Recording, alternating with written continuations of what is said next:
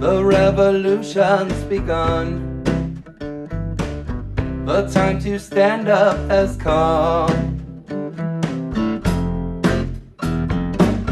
We are the rocking of the throne. We are the rocking of the throne. Pacifica Radio for more than a decade, and Indie Media before that. It's kind of the original internet activist networking self-publishing platform. So I convened this meeting today. It's just going to be a meeting and then less of a presentation talking head thing, because especially having been staring down the barrels of all of the different media echo chambers, the Democrats, the Republicans, and the alt-right, I feel like we have the need to basically organize our own sort of coordination network. Okay, we're not talking about, and because we do this, we have we can do it in a different way that's far more democratic, distributed, but also coordinated, because I do think that's needed in this moment. And so I'm going to add on to that to really help sharpen the conversation, because you see, neither Mel nor myself, I think I can, well, I won't speak for Jelly because we haven't been rolling this way, but one other thing. I'm passing around a sign-up sheet if you are interested in ongoing work with media, with this kind of coordination. Please put your name down if you haven't already. And so, as Mel said, the idea of creating some sort of like a network, maybe not even a platform, but a network. But I want to be clear, not simply to just like get out the information, because we have an assessment that we are in the beginning of systems collapse, and that as the system collapse in historical terms, this is creating a conjuncture moment, a genuine crisis. We also believe between the ecological and economic and political collapses that are happening and these crises, it's literally, ultimately, society is going to be reorganized either on, let's call it a red-green kind of manner, a shared vision. Call it the Jill Stein / Bernie Sanders vision, if you will. Or it's going to break fascist, and both of those things are ultimately going to take a mass movement. In other words, it's not just that a police state and authoritarians can come in. You've got to actually win over bases and masses, and the right wing is ahead of us. The right wing is ahead of us. Not just because they have money, but actually because they've taken media way more seriously than we have. They are developing creative new platforms and networks and memes. How many folks here know what Stormfront is? 1, 2, 3, 4, 5. So, what is Stormfront? Somebody raise your hand. Right-wing fascist website. It is. That's exactly right. And everybody, well done, Mark. Ding, ding, ding.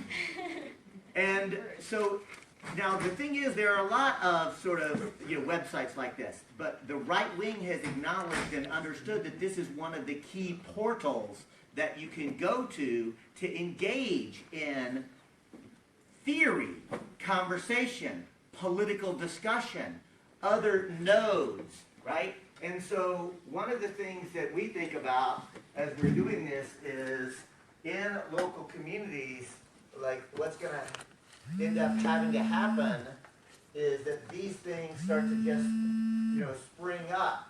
And in highly populated areas, maybe they spring up a lot more, right? But they're starting to spring up. What we envision as the left sort of response is whether it's on a community access show, whether it's on a low-power radio station, whether it's on a kick-ass community radio station like KFAI, whether it's an NPR affiliate where there is a token radical, right? Like I am the token radical on KHSU. Whether it's community access show, because like I was taking the notes, the Facebook channels, like all of you or many of you were already starting to do your examples of these. And I want to lift up Jenny and Doc. Thank you for the way that you described me as the sort of instigator or the provoker of democracy over corporations. I was at most just a spark, but the folks that were already there were already the fuel. They had already been working together. Well, thank you, and I do I love that. Thank you, and I'm honoring the sincere compliment that you gave, and I do think I'm the Tigger of the left, right? Like that's what I, that's my that's. You're totally the Tigger.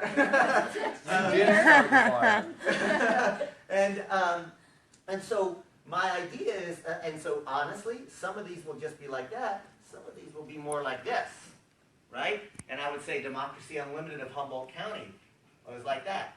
DOC, Democracy Over Corporations in Ohio, is like this. Obviously, I think that folks see the next thing that ought to start happening, or that we're envisioning happening here? Well, Yes. And our vision, right, is not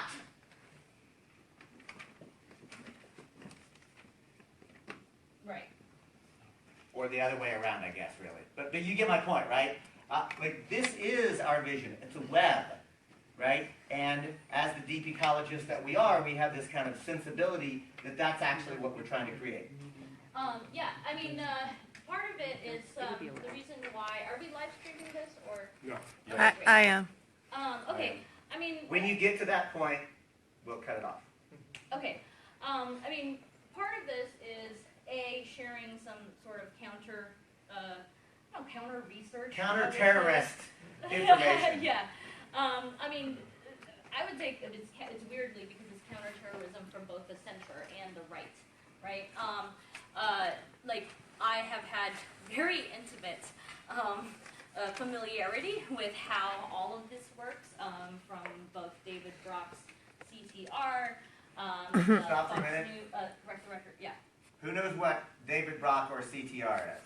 But, everybody who knows, I just want to get... and part of this is just gauging the room, right? Right. So over half do not. Okay, so David Brock is a name that everyone should know about. He basically invented fake news. His major breakout moment was the smear campaign against Anita Hill during the Clarence Thomas readings. He was the mastermind behind that. He was the mastermind behind some of the Bush administration, campaigns, disinformation campaigns. And then he famously had a change of heart and, realized how wonderful and saintly the Clintons were, and then began to work for them through his, I think it's a nonprofit outfit, Media Matters for America, and then the 527 organization Correct the Record. 527 organization Correct the Record is notorious, as some of you may know from your own sites, of the paid troll campaigns that come and invade people's threads. I'm sure those of you who run social media platforms have encountered them every now and then. And so, he is in many ways, if you want to point at somebody, if you want to actually point a finger at a person, he's probably one of the most influential people in terms of, creating the media landscape, the very crazy media landscape that we see today. So let me take a moment to actually just edit and polish that. He clearly did not, quote, have a change of heart. Exactly. I just want to name it, right? Like, sometimes Mel's sarcasm is a little too subtle. So I really want to underscore, so this is a proponent of the neoliberal agenda, right? And so he did not have a change of heart. He didn't even change teams. He changed maybe the hat that he was wearing, but he literally was still playing for the same team when he was working with Bush, when he was attacking Anita Hill, and whenever he switched to the Clintons and Correct the Record. I think it's really important. Those of us who want systemic transformational change have actually got to come to terms with there is the left, there is the neoliberal extreme center, and there is the far right, and those are the poles that are actually operating. And I'm not trying to get into oh, you have to hold your nose and vote for Clinton, or don't ever do that. I'm not getting into that particular conversation. But we have to have some clarity about objective reality and what is happening. And so that is literally what is happening. There is a right-wing racist and nationalist, fascist media network that is coming up. There is the neoliberal center that is converging, that includes, I'll just say, most corporate media, and then within that concentric circle, you know, you have what is acceptable towards the left or towards the right. But what we're talking about is actually genuinely the left, genuinely progressive. There are only a couple of things, and maybe should we do a quick harvest from the crowd? Yeah, Like, you know, so what would you consider to be some of the existing platforms that exist that would be bigger, not just as community organizing, but platforms that we might already be able to use that comes from our ideology? Democracy Now! Democracy Now!, which is a great program, but what platform is Democracy Now! on? Radio. And internet. YouTube. Pacifica. So here is the action, and this is the and Public again, media. part of this is drawing out the question, and the answer actually, the real platform that is correct. Free Speech TV is literally Democracy Now! Was a local community radio station on WBAI, one of the Pacifica affiliates. There were 5 affiliates, right? And then she began to syndicate and go out and connect with community radio stations and local power radio stations, but it was still a radio show. The folks over at Free Speech TV actually said they looked at all the progressive, or all the talk show hosts, the top 10 or 20, and said there are a couple that are actually left progressive. Tom Hartman, Amy Goodman, a couple of others. They had the idea to go to them and say, can we put just television cameras on you, and we'll broadcast it over cable access and then digitally and so forth. So I'm looking at the level of networks. So there's Free Speech TV. But then, like, so thank you for Democracy Now! For spurring to this. What else is there? Tim Black TV. Tim Black. And again, a great show. What's his platform? YouTube. and Twitter and Facebook. He has 3. Facebook Live. So let's just stop for a moment. And I'm going to put, thanks to Jillian, I know that we should also, when we talk about social media, there's really 3 big platforms, right? Facebook, Twitter, Instagram. To put our teacher on the spot now, tell us a bit about why those are the 3 in the world of social media. Facebook has 1.9 billion people on it and 1.2 log in on a daily basis. That's billion with a B. Yeah, Instagram has around 700 million, and Twitter has, I think, 350. So in terms of platforms, right, huge reach, and they do make it reasonably easy to access and use it. Does anybody want to make the argument that Twitter, Facebook, and Instagram are our networks the way Free Speech TV is? No. No. Right. So what we're getting, and here we go. So what we're getting at is these are platforms that we absolutely should be using. Let's continue to lift it up, but let's make no mistake about it that we are not in control of those platforms. We literally, and they are not responsible to us. Free Speech TV we're not, quote, in control of, but they share a basic political sensibility. So I just wanted to note, literally half of the world's population are on these 3 platforms. Yeah. The other thing, who here was at our media presentation yesterday morning? Okay. So I'm going to reiterate a few things, and Jillian, I might have you sort of expound on it a little bit, because she talked about it also in the social media best practices session, is that traditional media basically looks like this, right? Because of the technology, right? You had a TV or a radio or something, and then it broadcasted out to an audience. And meant the audience was largely passive, right? It consumed media, and it sort of lent to the type of communication of like the expert or the talking head, like giving information to people, right? Social media looks a little more like this, right? There are reasons for that. Again, the fact that half of the world's population is sharing on social media basically has contributed to an information glut, right? So there's so much information right now and so much digital noise that like, that kind of distribution doesn't even really matter anymore, right? There are a couple of, and this is actually in the social media marketing world, and this is where I'll have Jillian sort of pitch in, is leading to a kind of paradigm shift within the sort of profession and the art of social media marketing itself. You want to Yeah, I was riff gonna on that, say Jillian? That it's more than just a distribution channel now. You really want to start thinking about it as building an organized online community and an engaged community. The more engagement that you have on social media, the more your post and everything is going to circulate in your followers' news feeds. That's how the algorithm works. And so thinking of it as more than just, it's important to think of it as more than just, okay, I just want to disseminate information to my followers. You really want to think of it as, how can I engage and build relationships with my followers on these, and build a community online, because that's what's going to take people and have them take action on what it is that you want them to do. What does that sound like? Activism. Organizing. Aha!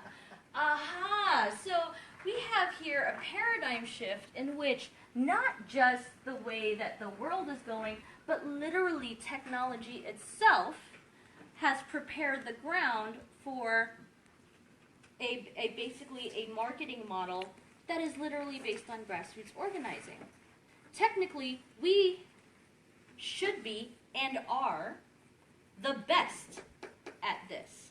Literally, the ground has shifted in our favor, right? This is when Jillian said that, and I was just like, holy crap, if in fact it is true that this model is on the outs, right, and that, there's also Duke University does an anthropology of social media project where they literally say that actually money doesn't really matter that much anymore, because you can spend as much money as you want to put out content and distribute content, but it's not going to get picked up unless people are engaged and you have communities engaged in sharing that information.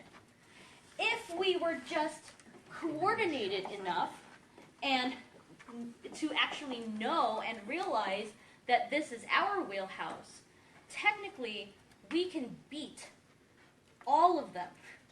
We can beat the gigantic billion-dollar media machines because we have people, and people in this world means more than money.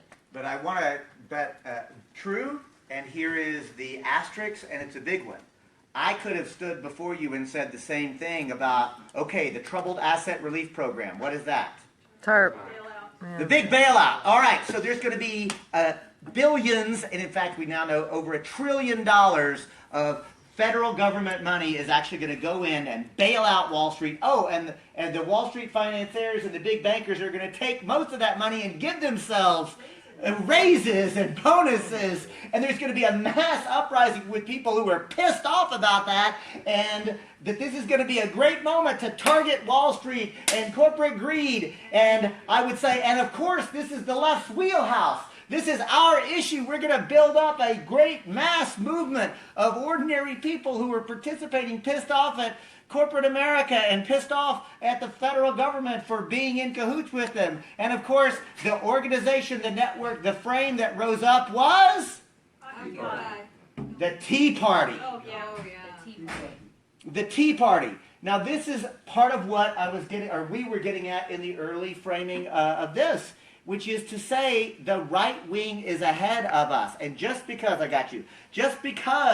this is our wheelhouse and we're better at it, I think that we have to understand that the right wing is actually on the move, organizing a mass base. Yes. A mass base for a basic agreement on the corporatization of government, military empire. What's that called? Fascism.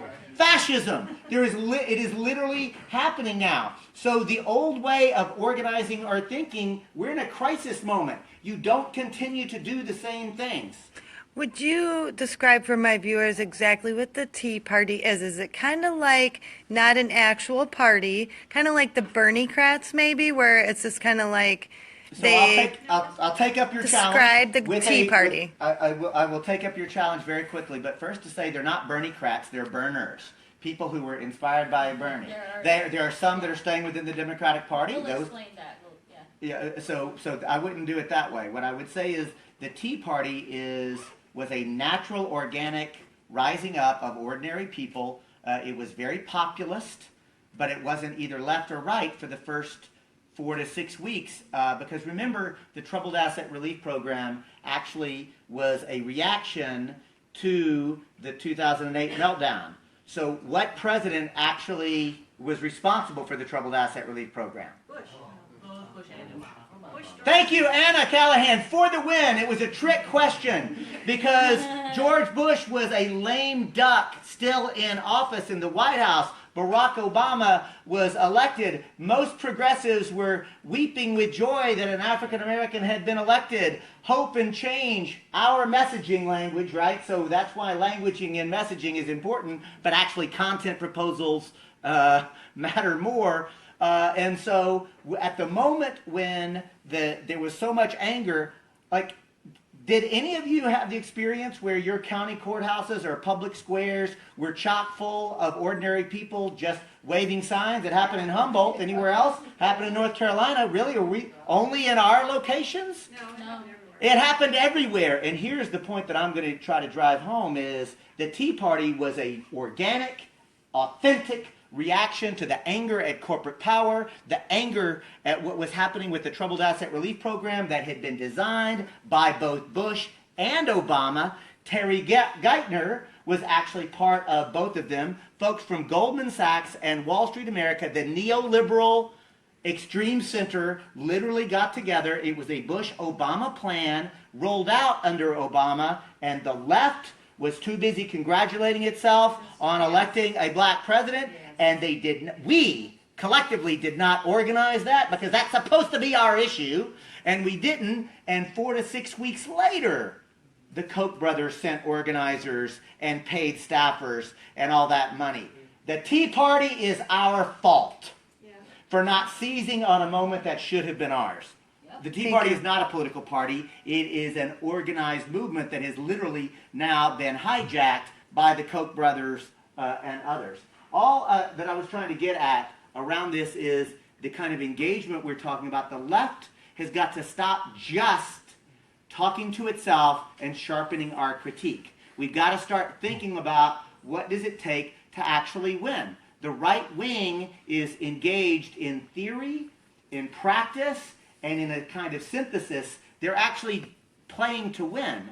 And I'm afraid, and with credit to Mel, because she's literally right here, she's the one who taught me to start thinking about this. The left has, for the most part, stopped strategic planning to win. We seem to be satisfied with, well, we can't really win a new society, so instead, let's just sharpen our critique ever more. That's what Speak Truth to Power is about. We can't actually take power, so let's at least just tell the truth, and what that ends up being is a level of sharp analysis that actually is not strategic planning to actually win. Because I will tell you, we are revolutionaries, and we're in it to win it. Right? So that's part of what we're doing is trying to convene spaces so that both community organizers and networks and organizations can find ways to work together. And we'll turn it back over to you for the media part. Yeah, so this is where I would like to actually shut off the live streams. Okay. Um, Sorry, guys, gotta go. you can put the live streams back on. Do you want to start this one off? Nope. Go ahead and I'll jump in. Okay. So one of the, what is the importance? I'm gonna sort of open up this question. What is the importance of media in politics I don't want to just say electoral politics, but politics writ large. Just want to hear, this is like a big picture question. I want to hear what people think about You that. define the narrative. Define the narrative. Okay, that's good. Do you want to elaborate on that, or in what way? Or do you have an example? The mainstream media and people have their own, everybody has their own interest when they disseminate the information. Like we have got our own interest, so our interest should be reflected in the media we are spreading out. Absolutely. Okay, any other thoughts? What the power of the media is? Yeah. Well, it shapes us to a pretty deep psychological level that we're not even aware of. So those of us who are boomers, Right? there's a lot of thinking at a deep level while people know that Soviet Russia did disappear in about 91. Right, thanks. That we still, many of us think of it as being Soviet Russia, and you'll see that frequently on the media. That's right. They'll Donna refer Brazil's to tweet Russia as though about it's the Soviet. communists. Yeah. Yeah. Yeah, okay. Oh. We define the spectrum of the discussion. Redefine the spectrum of discussion. Who here knows what the Overton window means? Okay, the Overton window. So, just as an organizer, since you had a hand, what I would have done is Okay. Harvest to ask somebody in a popular education style to tell us what Overton window Okay. is. Do you want to take crack? Sure, it's a theory developed by a guy whose last name was Overton. It was named on his behalf post-mortem. He died in an airplane accident. His idea is that the range of acceptable policy positions is shaped very slightly by the politicians themselves, but mostly by movements from grassroots. So, for example, the Tea Party movement ultimately ended up shifting the Overton window to the right for a few years, and then Occupy movement shifted Overton's window to the left, where it's slowly drifted back toward the center since Occupy was crushed by the Obama administration. And so here's another example that I think is really, maybe it's a generational thing, but how many people know what the Powell Memo is? I thought a lot of hands would go up. So somebody we have not heard from a lot, tell us what the Powell Memo is. Well, Lewis Powell, who was a Supreme Court justice, was a corporate lawyer before he became a Supreme Court justice. And he basically laid out the entire strategy for the right on how to shift the debate, shift everything to the right. A pretty comprehensive strategy involving education. When did he write that? Oh God, when did he write it? It was the early 70s. They work a very long game. And here's the point. If you read it, and you should, in the Powell Memo, Lewis Powell, who was at that time a corporate lawyer, a private citizen, wrote a memo for the Chamber of Commerce. He laid out, and his problem was, and agreed with the Chamber of Commerce, was that you had the Naderites, and you had all these good government groups and environmental groups and citizen action groups rising up. Because for some of you may know and may have lived through it, others of us read about it, maybe we were watching on TV as little kids, but seeing them, and what we call the 60s, but what we really mean is the late 60s and early 70s, that moment, the ruling elite were literally afraid that they were about to completely lose control of the country. Do you know why the ruling elite were afraid that they were about to lose control of the country? Because they were about to lose control of the country. I mean, it was a revolutionary moment. Thank you, Nils, for the win. They were literally afraid that they were losing the narrative. What is the good life? Materialism was being challenged in a way that had not been challenged at all. The consumer-oriented society. There were new ways of being and doing and relating to each other. I mean, it is this great high water mark on what was actually possible, right, within society. Lewis Powell, there's a special place in hell for him, because what he actually said is what we have to do is root out the Naderites and the communists and the leftists. from media institutions and educational institutions and legal institutions. And he literally wrote, it is a roadmap to what the right ultimately did. And the reason that Overton's window is a real example of this is because they said, and we've got to start creating our own institutions. Thus was born the Heritage Foundation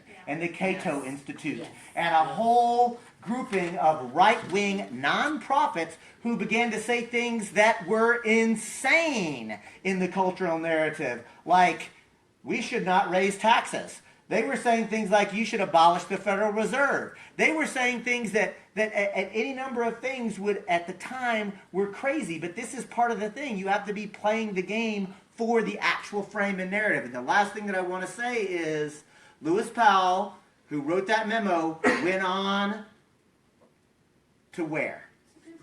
Supreme Court of the United States, and authored the beginning of the next wave of corporate constitutional rights decisions. He authored Buckley versus Vallejo. He authored Virginia versus Board of Pharmacy. He authored and was the intellectual framework for the entire notion of corporate constitutional rights. I got you, Victor. And the last thing I want to say, what political party was Lewis Powell a member and leader of?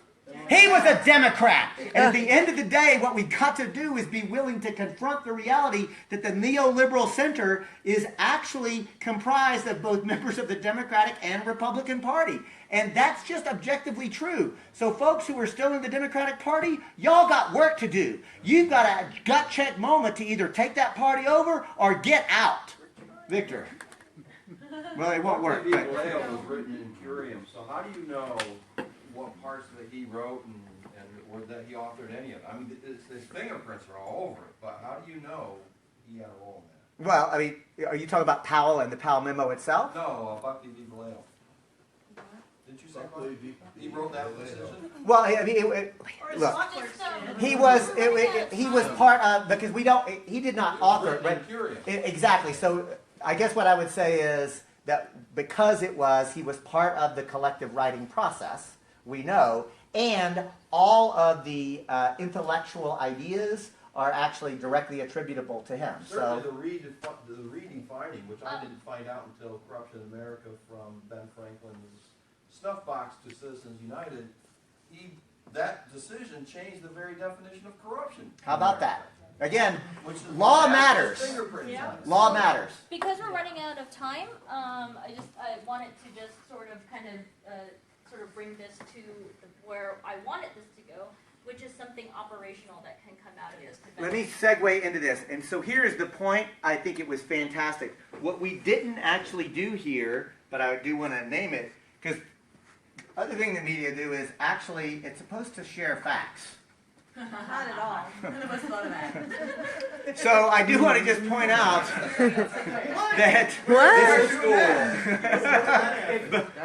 this is still important, y'all. It creates consensus on what's a fact. It does. And so, at the one hand, that's great that we were so Gramscian and big picture, but I do want to actually get that down to what we are actually trying to do is to make sure that we're presenting facts in a narrative and a frame that actually makes sense to people. And that's, again, what our little dots ought to be doing media-wise or community organizing-wise, and we're moving towards a network. So go ahead, sir.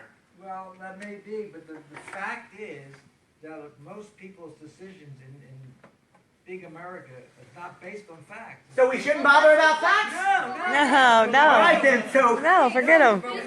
Facts, Max. Because that's what people vote on. But this is exactly where I'm trying to get to. Okay, let's get there. Right? So Yes. what I'm trying to get to is if we get our shit together, okay, we get our networking things and we are able to coordinate ourselves, we have a number of advantages, right? And that's where I wanted to start out optimistically, because we kind of do need a little bit of hope at this point, you know? Look, we have a number of advantages if we can get our shit together. Number one, the technology itself is developing to a point where actual grassroots organizing is, you know, the skill set that we have an advantage because we have the skill set for this technology. Number two, where's our Overton window? Let's look at the Bernie Sanders Sanders movement. I mean, Bernie Sanders' campaign was amazing for actually shifting this. Among us in this room, where would you think on this on the political compass, kind of our Overton window would be? I apologize, I can't read it. Oh, so the axis from here is from libertarian, like sort of more freedom-based to authoritarian, and from here is economic equality, socialism, to sort of free market inequality, capitalism. Where do you think our Overton window We're in is? the upper right quadrant, so. I'm sorry? No. We are in this room. Oh, where we want. And the Bernie Sanders movement, like our team. Where would our team be? Sort of somewhere around here, maybe. Maybe, like something like this, maybe. Okay, I know I'm sort of over here. But where is the Overton window in the national political discourse right now between the Democrats and Republicans? Does anyone know that? They've actually mapped that out. Yeah. Way up there. Right there. It's tiny, and it's right here. We have a huge, right? And we have, I would say that some of our ideas, and especially nowadays, are what we call hegemonic in the culture, but not in politics, right? Things like, maybe we shouldn't be shooting black people. Maybe we shouldn't be, Could you, like, did anybody, maybe we should have did a little bit everybody, of that was redistribution a of wealth. profound sentence, but I'm worried that it might have been jargony. Did everybody understand what Mel just said? Yes. Okay, That some people we didn't. have some cultural clout in that our ideas of economic equality, racial equality, gender equality, moving in this more progressive direction, I think is something culturally that is probably shared by if not a majority of the population close to. Okay? I think if you talk to anyone on the street and you ask them about these ideas, they'll kind of be where we're at. The Except problem... They believe the lie, though, that, that's all very good, but we just can't afford that. Exactly, We just can't right? afford that. So if you look at people's dreams and what kind of world they want, it's in our window. Not all of them. The problem is that they're told by all of these, the ones that, the institutions that David talked about, that what is realistic belongs here, right? So what we have is, so hegemony is a term that encompasses both political and cultural power. In the realm of cultural power, I think we are dominant. In the realm of political power, we are not, right? So that is our challenge right now, is how do we move from a widely shared set of values to actually enacting those values in our society, right? To making it operational. And so that's kind of where I was trying to get at.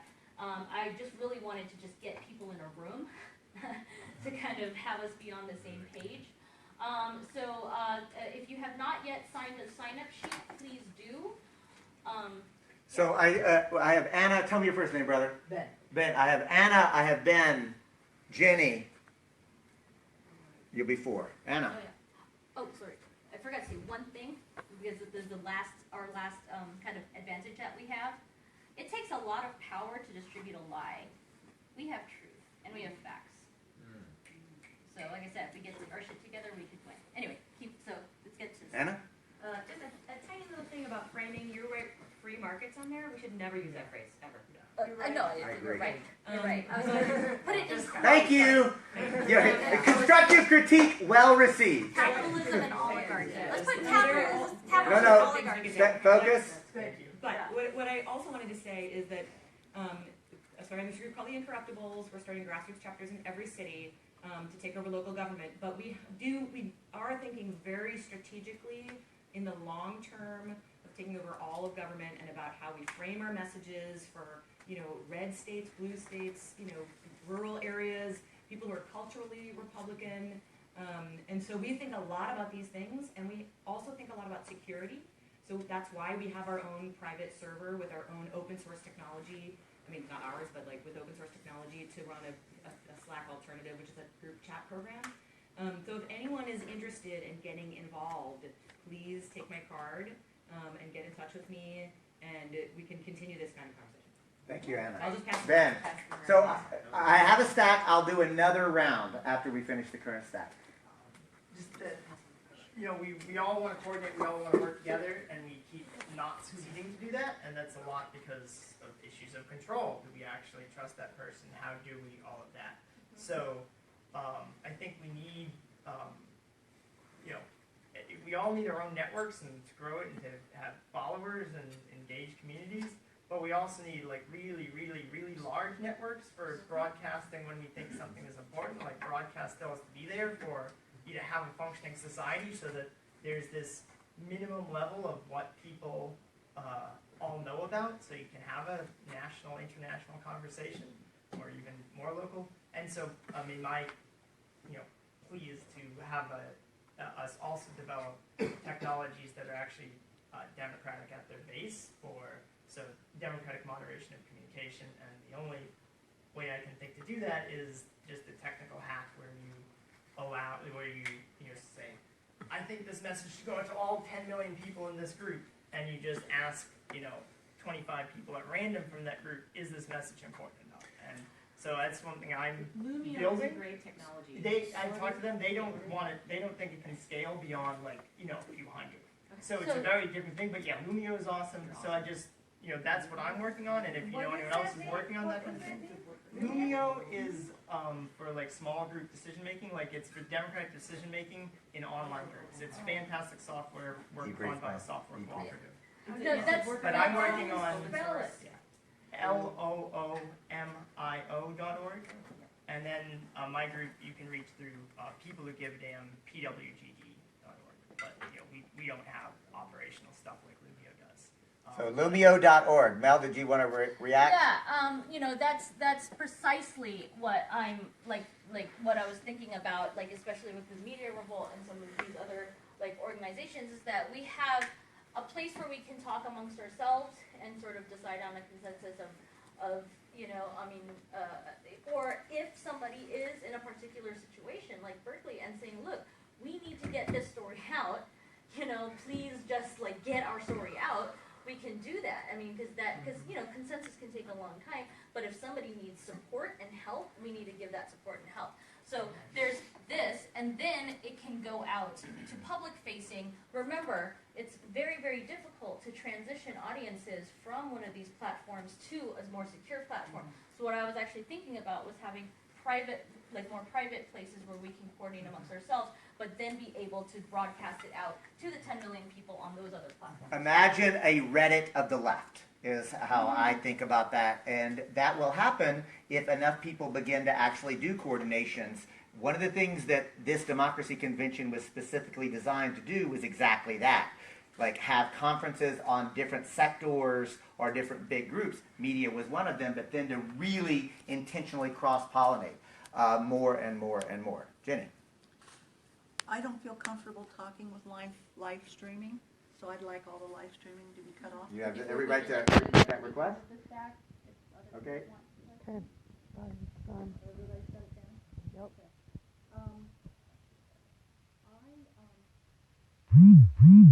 All the stuff up here, like, I'm not that involved, I'm going to be involved too, and people are going to help me do it. But the thing that is important to me when I look at all this is that if you don't really have a really clear fundamental message out there, all of this is dramatic. It's really in what the message is.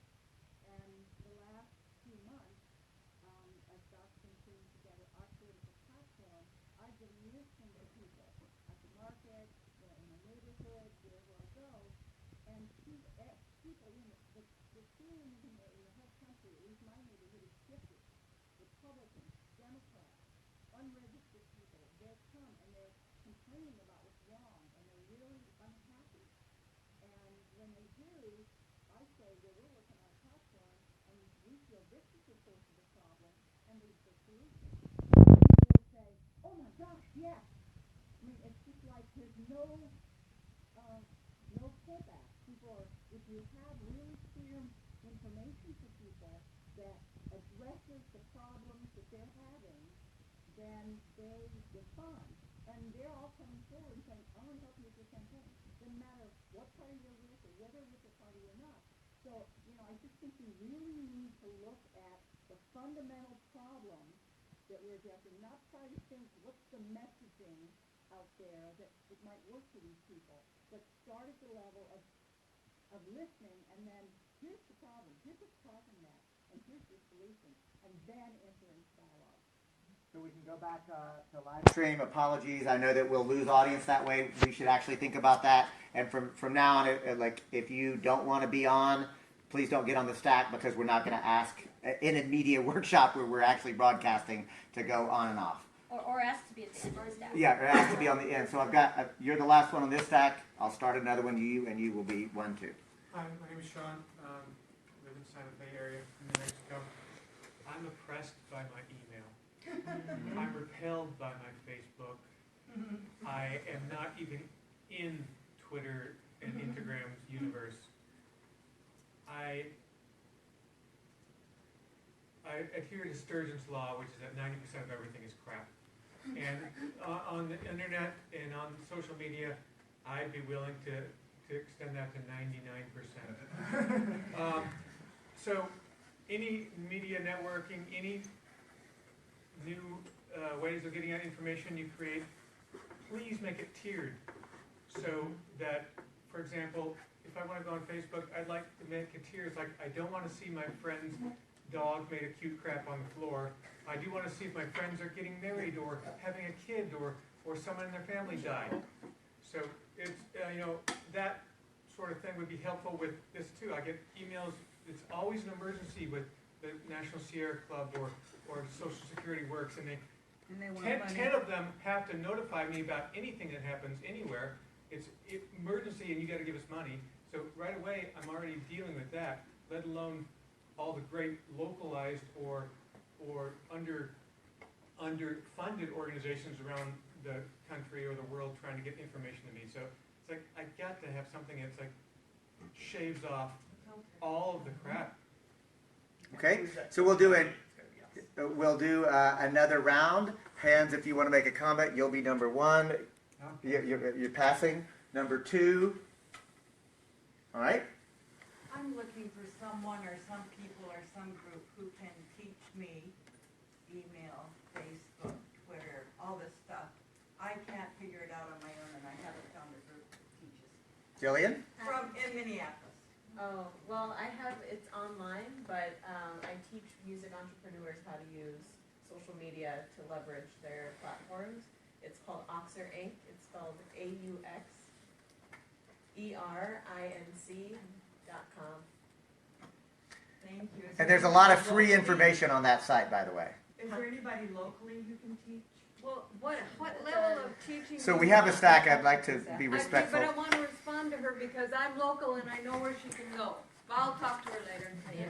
If you could write it on the board, maybe I'm the only one who needs It is up there. It's right on the board right now, and honestly, talk to a young person. Talk to any young person. Literally any, like, we are all, I mean, look, I'm actually the old people of the young people. Like, people say I'm I'm like 39 years old.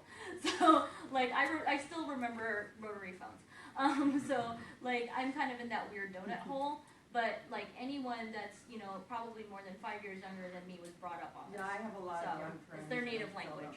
82% of Thanks, 18 to though. 29-year-olds. Thanks for the hint. Yeah. Lynn, I'll tell you later. Victor.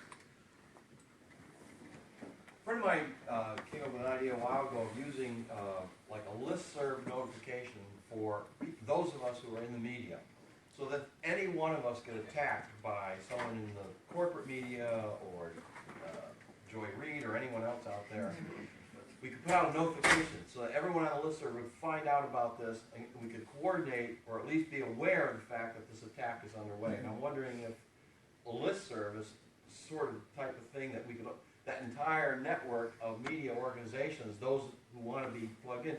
We dropped the idea because someone decided to, well, we can use this to have discussions and this and that. And I said, God, no, I don't want tons of email.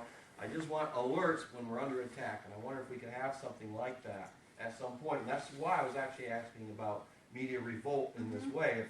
If something like that could be set up, or if we should maybe go to a private server where something like this could be set up so that all these networks who want to participate in sort of an alert, an attack on any of us is an attack on all of us. so we all can respond and coordinate it from response. So there are various platforms for that. I also agree. I think email is not efficient at all to coordinate anything. But because then it gets lost in your inbox. You can't find it again. So you need something where you can actually, if you're looking for a particular form of information, you know where to go to find it. I think that basically Media Revolt's basically like a Facebook clone, right? So it works that same way. So you can like look stuff up, that kind of thing. I think that's good. Also, I do think that the private chat things are good. They also have that disadvantage of like stuff getting lost, right, in the stream. But then there's also I know Bay Area has a immigrant defense network that also uses texts, text communication. And so if alerts. there's a real emergency, an alert goes out and it comes in as a text on your phone. So I think a combination of all of these, each platform is useful for a particular thing, right? And so we have to think about that, it's not a one-size-fits-all solution, it's a combination. So that was the end of the stack. Are there any other final thoughts? I got you. Got it? So these are going to be, and Joe, all right, so 1, 2, Joe 3, say 4, and then Mel and I will have some concluding remarks. Just that the words about that we need a filter are absolutely correct, and the question is who is going to be that filter, who do we trust, and that's why, and I think we should all be able to be in our own networks and choose that filter. That's an important part of how to do it and what we do, and we need better tools for that.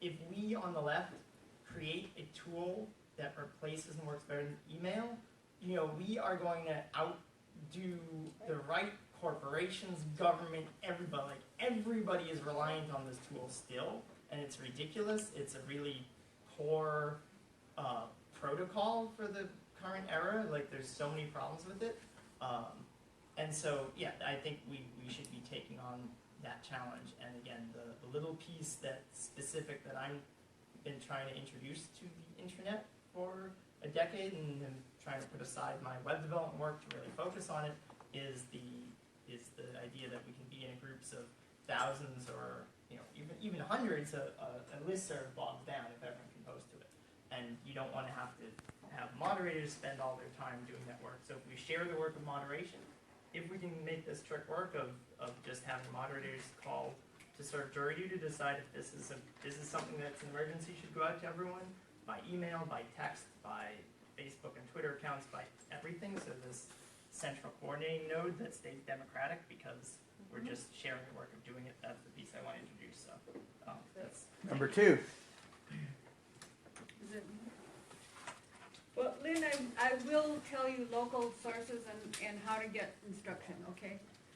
But the other thing was, I've done a lot of work on psychological warfare. This is a more big picture stuff, but there is something called The Legacy of Psychological Warfare. There's a book by the man by the name of Christopher Simpson, which, while not banned, is very difficult to get a hold of.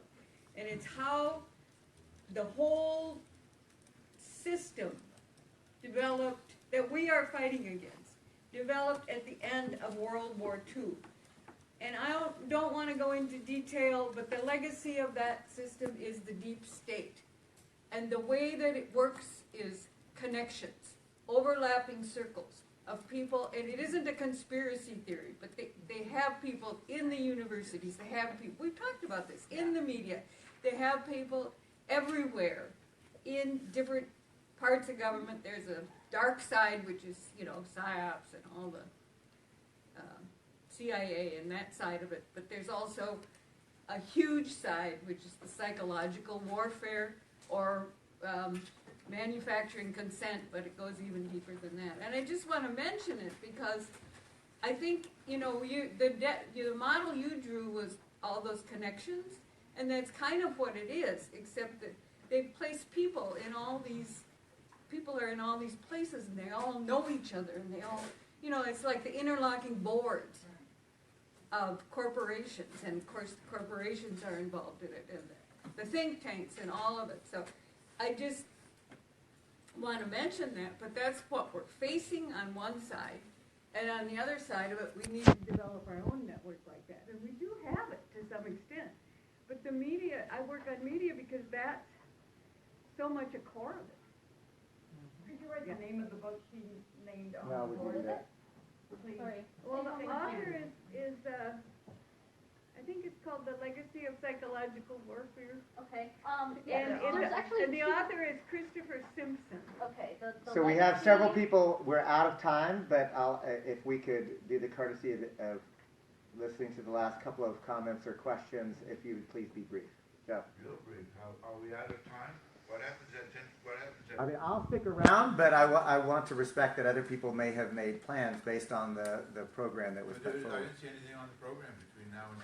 There's not. but- I have to pack. You have to- Okay, we'll give people an opportunity to leave. Mel and I will stay. Okay, thanks. So, okay, just real quick, here's the book that she mentioned.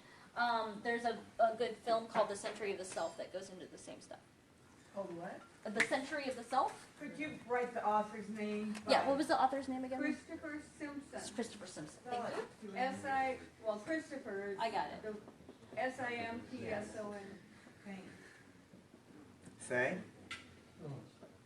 I just want to tell one suggestion that we all know that the mainstream media, the right-wing media are using such a particular language that we have to create a group of people who are specialized in linguistic aspect of that and create an alternative, because this Orwellian languages are very serious things.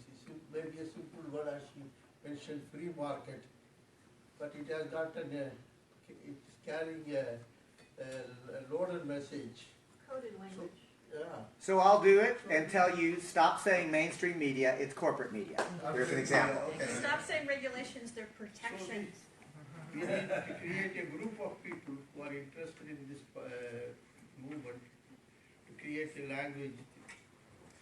So Mel and I will both have some final thoughts, and again, if folks need to go pack or just want to go leave and so forth, we'll stick around to continue, but this will be the concluding of the formal session.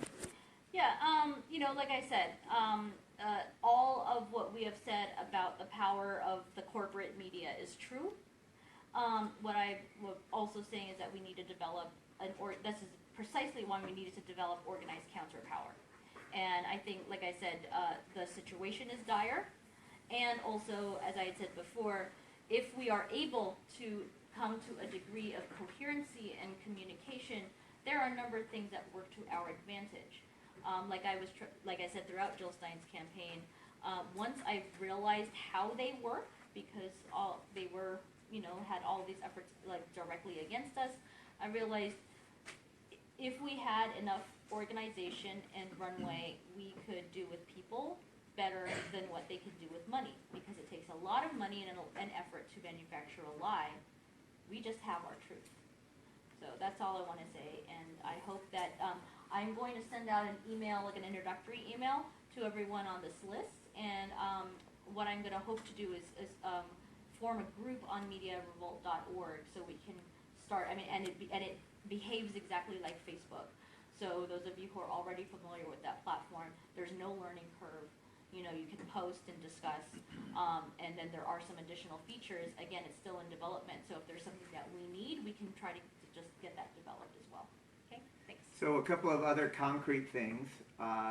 Mel and I are able and willing to come to do Movement School for Revolutionaries that are one full day of a theoretical grounding that includes a level of strategic planning on how to react and respond to this.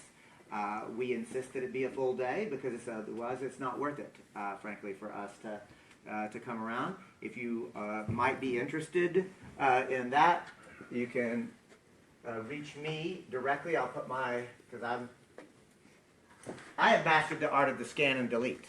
And if you send me something that's super important, and after a week to 10 days, just resend it to me, right? Nothing personal, right? I know Nils and I have had email exchanges that sometimes are a couple of weeks in between. He doesn't, get mad at me for it. I don't get mad at him for it. I mean, one of the ways that I've tried to deal with the problem of the inundation is to develop some just personal techniques around it. So if folks are interested in that, one of the things that we're actually doing is building out an entire